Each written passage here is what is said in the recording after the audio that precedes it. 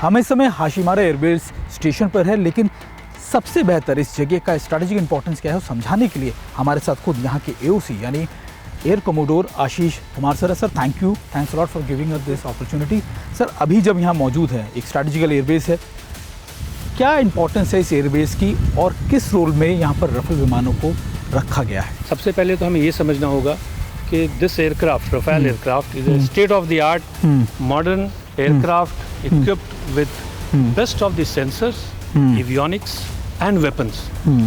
And more importantly, the fusion between these sensors, that is air-to-air radar, the weapon, the long-range air-to-air and air-to-ground weapons are integrated in such a way that it can address any threats, not only in the northeastern region of India, but anywhere in India.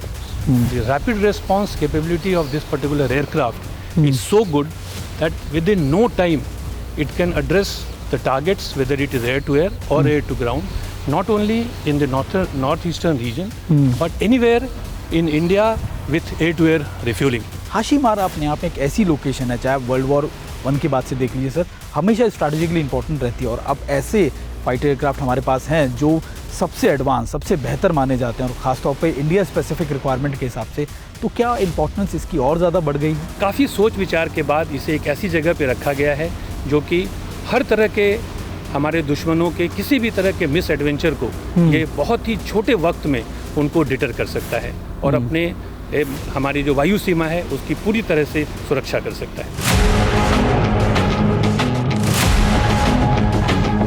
Rafale विमान की कई ऐसी खूबियां हैं जो इसको दुनिया का सबसे बेहतर एयरक्राफ्ट बनाती है और भारत के लिए ये एयरक्राफ्ट हर जगह यानी हर रोल में फिट बैठता है। ये वजह है कि इसको एक ओमनी रोल एयरक्राफ्ट भी माना जाता है, कहा जाता है। और ख़ास बात ये भी कि वो इसलिए क्योंकि ये कई मिशंस को आसानी से अंजाम दे सकता है, यानी एयर टू एयर हो, एयर टू लैंड हो, नेवल हो या फिर सर्विलेंस जैसे बड़े ऑपरेशंस को बड़ी आसानी से अंजाम दे सकता है। ये ट्विन इंजन एयरक्राफ्ट है जो 4.5 जनरेशन माना जाता है, जिसकी स्पीड हवा की गति से बहुत ज़्यादा है। हालांकि अभी अगर आप देखें तो अब एक आम नागरिक या फिर आम शख्स जब एक फाइटर एयरक्राफ्ट देखता है तो वो इसको ऊपरी तौर से देखता है, लेकिन अगर आप जब इसके आर्म्स की बात करते हैं, भारत में जब ये विमान आए तो ये इंडियन स्पेसिफिक रिक्वायरमेंट्स के साथ आए, यानी भारत को जिस तरीके के हथियार, जिस तरीके की रिक्वायरमेंट इन एयरक्राफ्ट में चाहिए थी, वो सारी भारत ने उसी तरीके के ली है। अभी अगर आप देखें एक फाइटर एयरक्राफ्ट को जब आप देखेंगे तो आप ये देखें, ये रिफ्यूलिंग टैंक है जिसमें करीबन 1250 के करीब जो है वो फ्यूल आता है।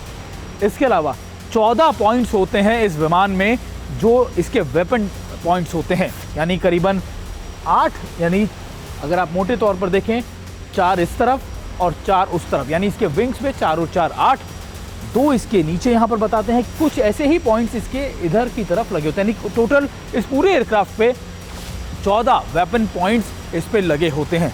लेकिन ये विमान कई और खूबियों के साथ भी है, यानी इस विमान की सबसे खास बात ये भी, ये विमान कई रोल्स को अंजाम दे सकता है। अगर आप देखें तो इस विमान के अंदर सबसे खास बात ये कि ये विमान के अगर आप ऊपरी हिस्से को देखें तो आपको नज़र आएगा कि ये इस पर किसी भी पायलट को देखने की ज़रूरत नहीं थी। एक मोटी परत ग्लास की होती है जो आपको इनको ना सिर्फ इनको ये दिखाने के लिए, यानी इनको इसके अंदर सारे मैप्स रीडिंग्स होते हैं, माउंटेड हेलमेट्स होते हैं जो इंडियन स्पेसिफिक रिक्वायरमेंट के हिसाब से बनाए गए हैं। और वो इसलिए ताकि जो भी शख्स इसको उड़ान भर रहा हो, यानी जो भी फाइटर पायलट, उसका डिस्ट्रैक्शन ना हो, उसको सारी चीज़ें अपने हेलमेट में मिल जाएं। और इसीलिए ये एयरक्राफ्ट इतना खास है। जब हम इसके रोल्स की बात करते हैं, जब हम बात करते हैं कि ये किस तरीके से इंडियन स्पेसिफिक रिक्वायरमेंट के साथ हैं, तो यही कुछ खूबियाँ हैं जो रफेल विमान को बेहद ज़रूरी बनाती है। अगर आप देखें, जो मैं आपको बता रहा था कि ये यहाँ अगर आप देखें तो आपको नज़र आ जाएगा कि ये इसका वो ग्लास है जहाँ पर सारे मैप्स आपको नज़र आते हैं। इसके अलावा रिफ्यूलिंग पॉइंट अगर आप देखें, ये वो रिफ्यूलिंग पॉइंट है।